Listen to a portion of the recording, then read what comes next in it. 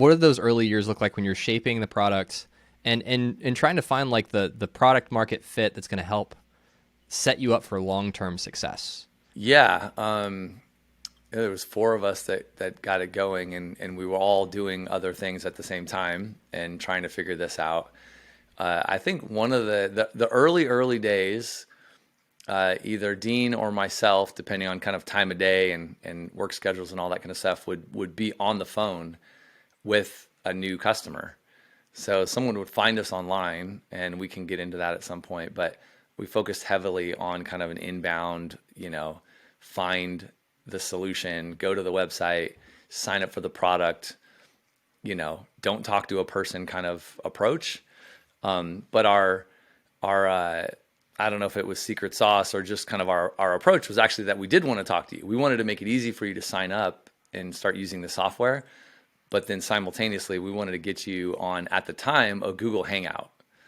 And, I wanted to, now we would spend time on the phone too, but preferably I could get you on video like this. This was pre-COVID, right? So this is before everybody was using Zoom. This was still, I wouldn't say early days of video conferencing, but it wasn't mainstream by any means. But, again, it goes back to our kind of real human approach, right? If I could get you on a Google Hangout and we could interact like this, and you could see my face and you might see one of my kids running around.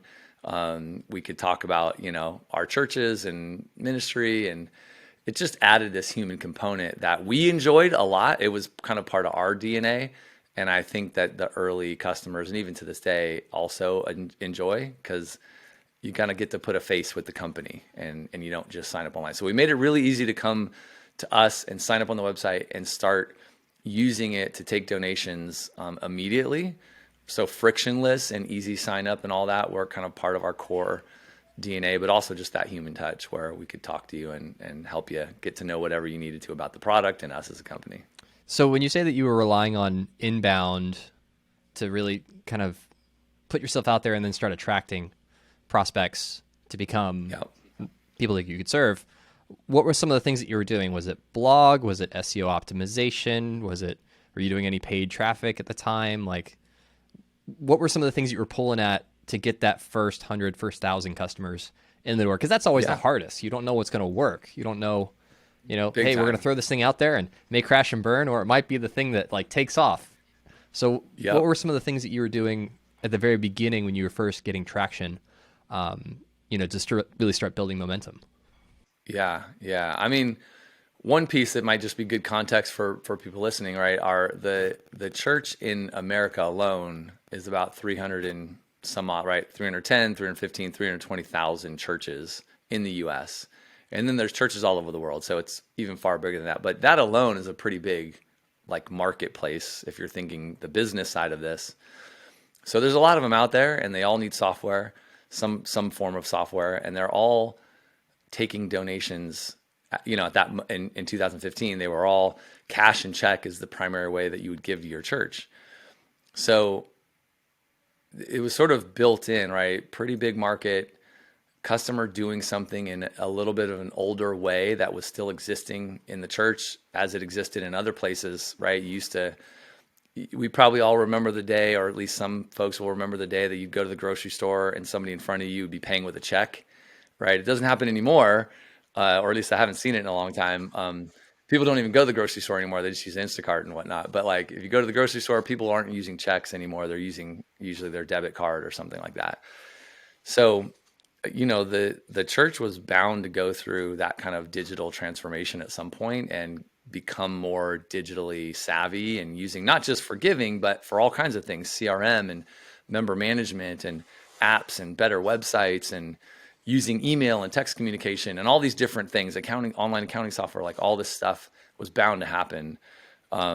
So that's just a little bit of like groundwork for, we entered the market and we had, early kind of friends, right? Like my church and other churches that I was associated with starting to use it, Dean's Church, Barnes Church, Steve's, like we just started getting friends to use it. So that was one way. There's a little bit of word of mouth built into that.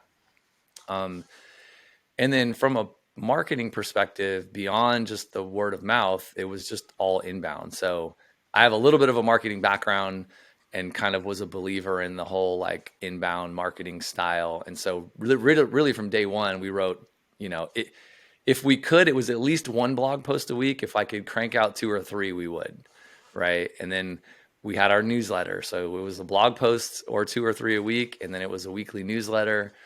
And then it was lots of guest posting, like finding, building relationships with anybody that we could that was also writing content for the church, or, serving the church with a product, or somehow, doing something online for the church, like building tons of relationships with people, getting to know the other people in the industry doing things to serve churches, and, just kind of helping each other. And so I would do tons of guest writing and trying to get backlinks and all the SEO magic that you can think of, right? Like it was a daily thing of just SEO, SEO, SEO, SEO. And writing content was kind of the pillar of that, even to this day, we still write 3 days a week. We do a podcast. We do our best to kind of produce content that our audience can really benefit from. And that just pays off with, like we get a lot of traffic to the website for all that. Well, hey there. I hope you enjoyed that clip from the Honest Marketing Podcast. If you want to watch the entire episode, you can click right here and watch it right now. And don't forget to subscribe to the YouTube channel so you get new videos every single week.